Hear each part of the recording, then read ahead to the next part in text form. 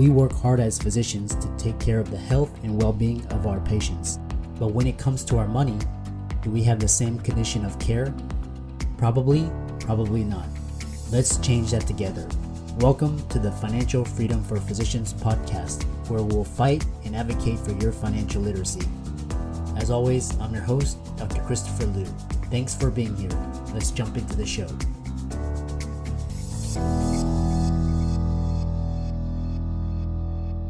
Hey guys, welcome to this week's podcast episode, and I've got a very successful guest for you today, Gino Barbaro, and he's going to talk to us all about the all-around entrepreneur. He's been very successful financially, achieving financial freedom through real estate. We'll talk about passive and all of the different deals that he's done, the learnings. He's also going to talk about building a successful family, business, and all around very positive conversation. So I'm happy to welcome Gino to the show. Welcome, Gino. Dr. Christopher, thanks for having me on, brother. How you doing? Yeah, good. I love this show, and we keep it very informal. So all my friends call me Chris, and talk about you, very briefly, 1-2 minutes, what you do, how you got there, and how the audience can benefit from your expertise today. Absolutely. First of all, the definition of an entrepreneur for me is somebody who's made enough money to pay for his or her mistakes. And I absolutely qualify for that because I've made a ton of mistakes. And I don't know anybody who's been successful in business or their career without making a ton of mistakes. Unfortunately, for entrepreneurs, it's usually skin in the game or money's involved. If you're working for somebody, you make mistakes, you're losing your boss's money. I unfortunately have lost a lot of my own money. So I am super qualified to talk about the topic. Now, for me, right now, I currently have 6 children. We homeschool our kids. I've been blessed to be married to an amazing woman who's allowed me to really, I guess, excel in what I do. I'm a real estate investor. We own 1,700 apartment units, and they're not syndicated. These are deals that me, my business partner Jake, and my partner Mike own outright with no investors. We had investors at one point. We were able to sell out of it and own them ourselves. But I started out with humble beginnings. I started out with a small restaurant up in New York over 20 years ago. It was a beautiful life. I have to be honest. I loved the restaurant business. I worked with my father. I worked with my brother, my mother. I loved it until 2007 when my dad passed away. And when he passed away, I had to ask myself, am I living my dream or am I living his dream? And I think if I was honest with myself, it was a little bit of his dream, although I loved it because I was with him every day. He was in the kitchen with me working. 2008 comes and there's a seismic shift, not only in my life, but in the country. And I realized that I couldn't support my kids. I couldn't support my kids with what I was doing. I read T. Harv Eker's book, The Secrets of the Millionaire Mind, which to me changed everything because I was the victim. I was blaming everybody. I was blaming the economy. I was blaming Bush, when in reality, your fruits are in your roots. That's what T. Harv Eker says. And that resounded with me because my fruits weren't showing because I had very shallow and pretty much non-existent roots. And what I mean by that is I didn't have value. I wasn't able to bring value to the marketplace, and I didn't have value to be able to create money or financial freedom.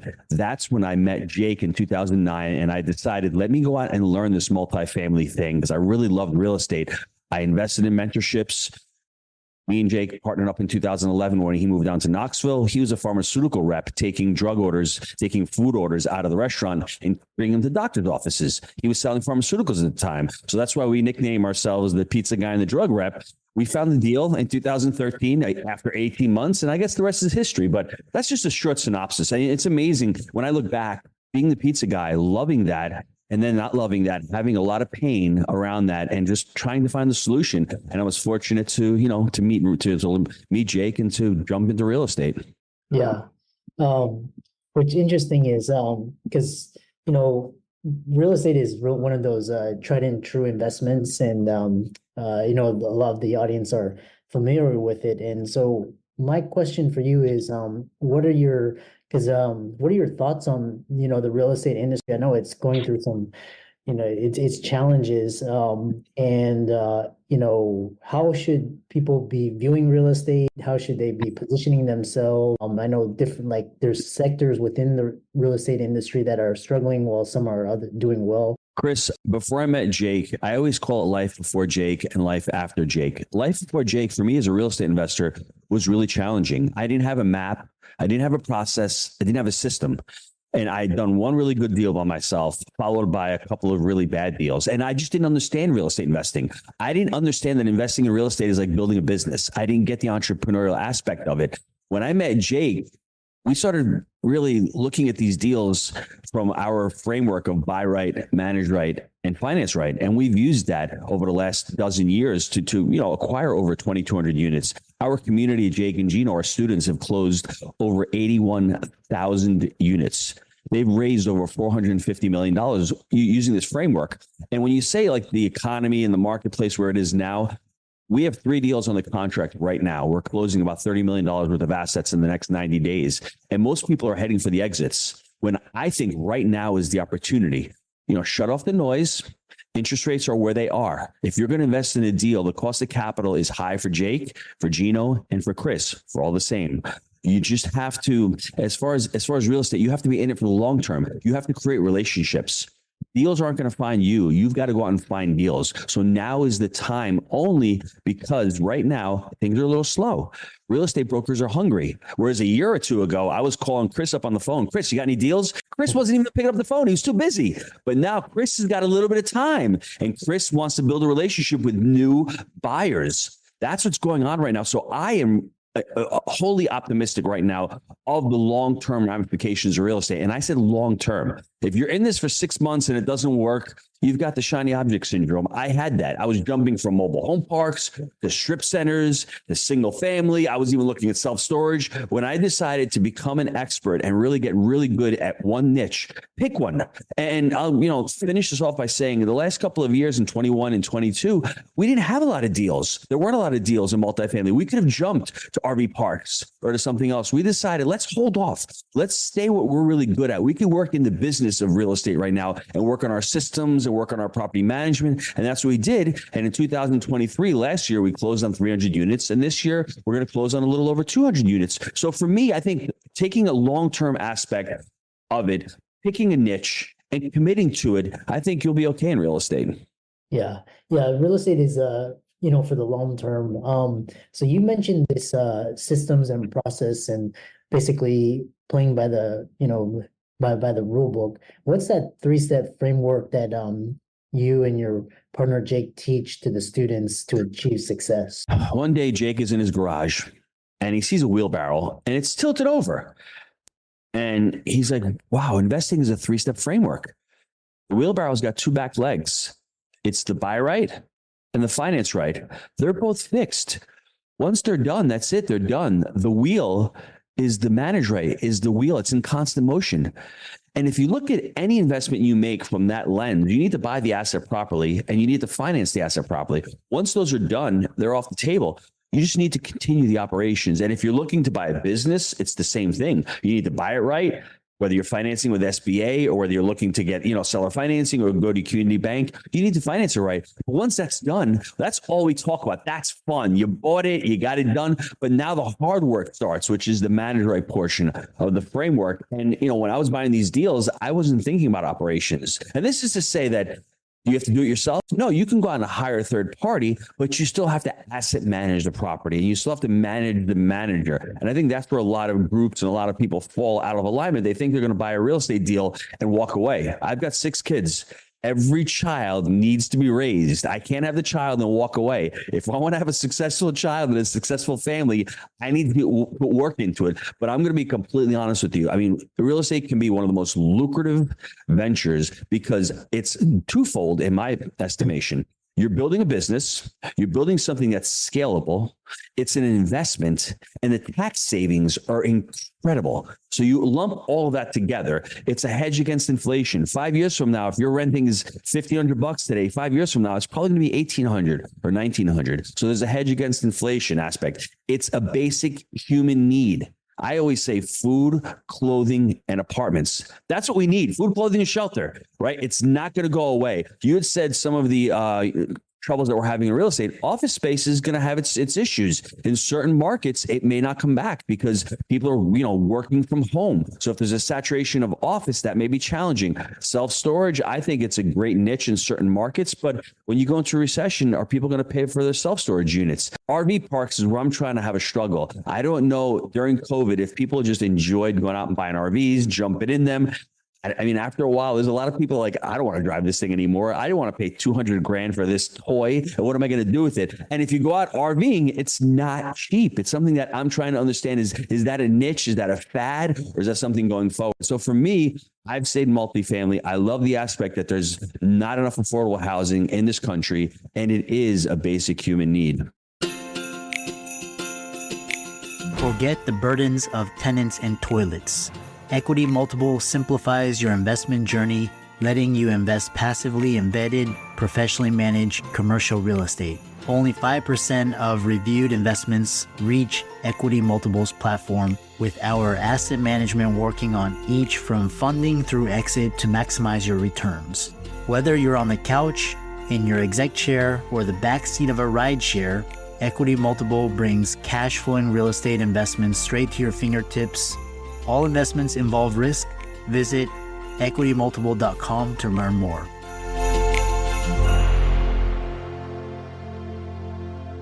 The other thing I think there's this proliferation of, because now with AI, with artificial intelligence, and you need servers. I heard, data. Yes.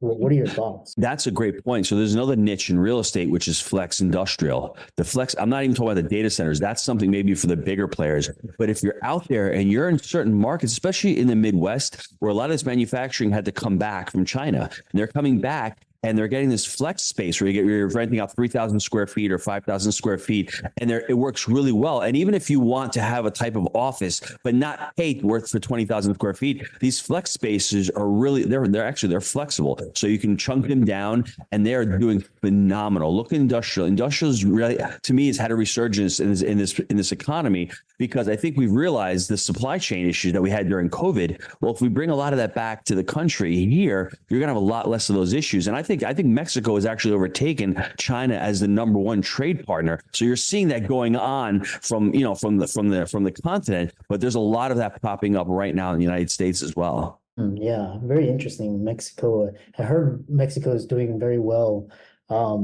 So kind of looking, a lot of audience are listening, and either they're, experienced real estate professionals. Now you do passive as well. But people are interested in, multifamily. What advice do you have for someone looking to buy their first multifamily property? Obviously, in this time, it may be challenging, but we're just curious. If you're starting out to invest in real estate, I think you need to be what we call selfish. We don't like to hear that word, but I think sometimes it's actually good to be selfish. You need to understand what your goals are.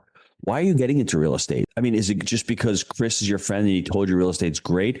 And then ultimately, what do you want to do? What do you want to accomplish in real estate? Do you want to become a full-time real estate investor? Do you want to supplement your income? Do you want to build another business? Think of what your goals are. Do you want to do it passively? If you're a doctor and you're working 80 hours a week, can you actually go out and buy a duplex and do that at the same time as, doing your job? That may be challenging. So the first step, what are you trying to accomplish? Now, if you want to do this, what Jake and I did, as far as, going out and trying to do something on the side, we would call a side hustle. Back then it was called another job. Now they've got great marketing for everything. I had a side hustle years ago. Who knew? So if you want to do a side hustle, my first really bit of advice would be to educate yourself. I mean, take some massive education. Go on, listen to podcasts. I love Bigger Pockets. I've read literally hundreds of books on investing and real estate. Understand the real estate space. The next thing that I did is I invested in my mentorship. I invested in education. I spent money with mentors because, success leaves clues. I was out there in the wilderness for years by myself, and I was making huge mistakes. You're either going to learn on the street or you're going to learn in the classroom. I learned on the street all those years. It cost too much, and I wasted too much of my time. Once I understood, hey, you know what? I need to learn. I went out and I signed up with a couple of mentorship groups, which to me was amazing, because right after I did that, I met Jake, and I was able to provide value for Jake. So when Jake showed up and goes, I'm moving to Knoxville, He knew nothing about real estate. I was the person driving the ship, but he had the boots on the ground. So you really need to actually invest in your education, understand what niche. And that's the next part. Just pick a niche of real estate. If you want to start with single family homes, great. If you want to start with multifamily, great. Self-storage, RV parks, just pick one niche and don't jump. Give yourself some time to learn about that space. After you've done that and you're in multifamily, you've got the education, the next step would really be pick a market. Select one market and really learn all about that market. It may be in your backyard. It may be 5 hours away. Pick something that's relatively close that if you need to jump on a plane, you don't have to go cross country, that you can get to. I think those are some of the steps I would take early on, but understanding what you're trying to accomplish in real estate is first and foremost the most important thing. Yeah, I love that. And I know because you talked about mastermind and mentorship, and I know you have students and you've launched a program. So, kind of, we have around 7 minutes left. Talk about the value of mentorship and how the audience can benefit from that.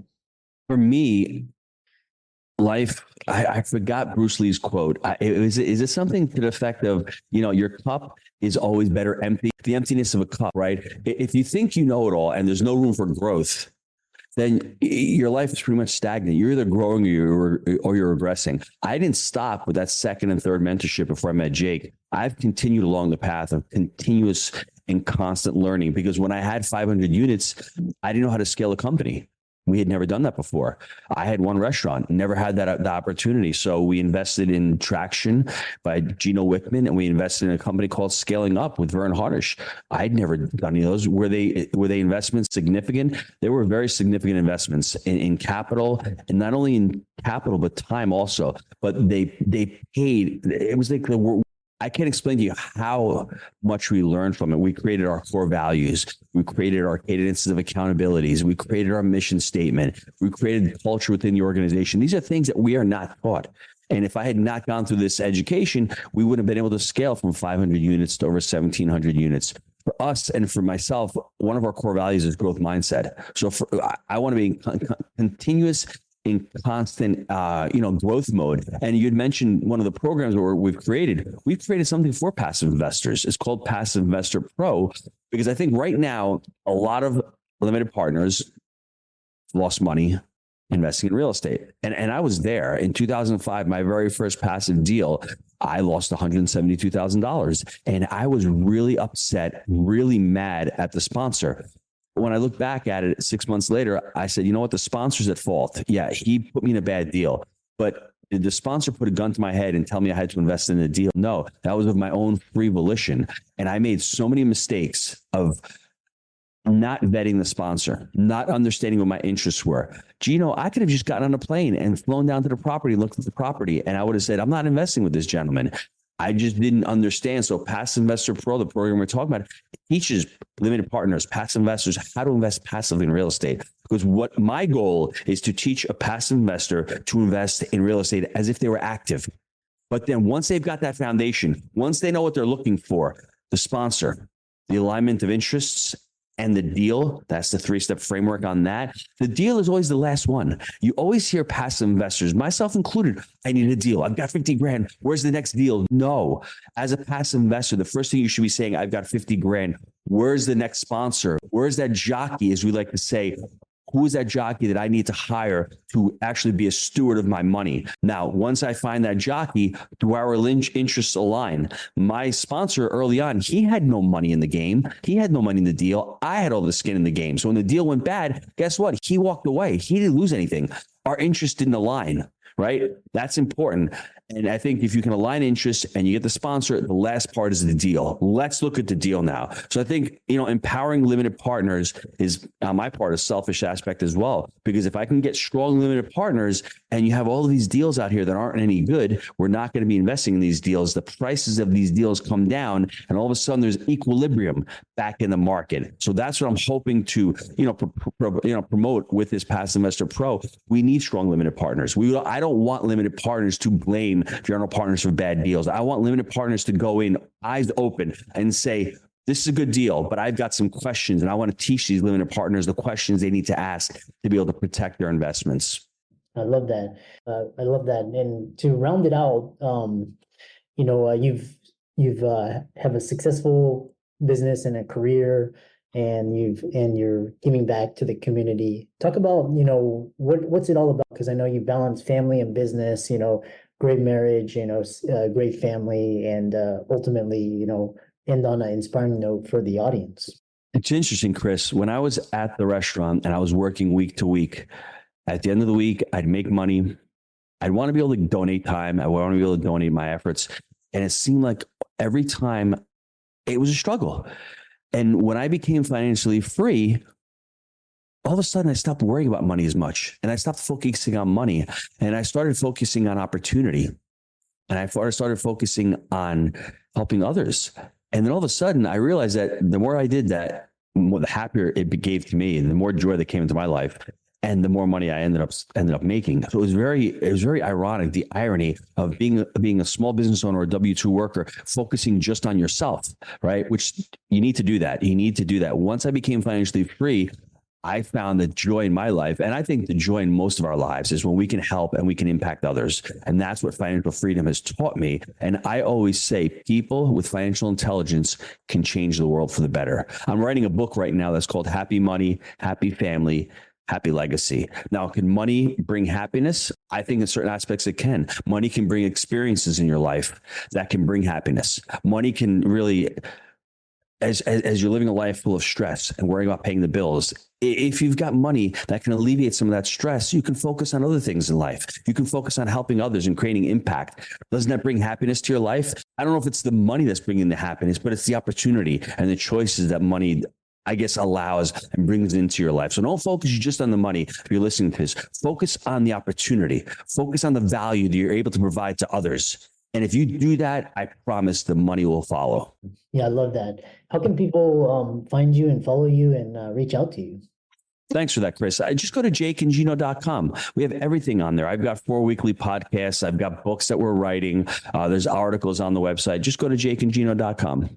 Yeah, I love that. Audience, very inspiring and motivating podcast and speaker. Be sure to give Gino's socials a like and follow. Check out his all these resources will be in the links and show notes. And thanks so much for coming on. I'm excited that you made it for another episode. You are truly the best. If you've been following the show for a while, you know that my passion is to bring you the education you need to find your path to financial freedom. Please come back week after week for new content, new resources, and great guests. Until then, if you haven't already, please be sure to check out the website, www.drchrislewmdphd.com for more support. I'll see you next week.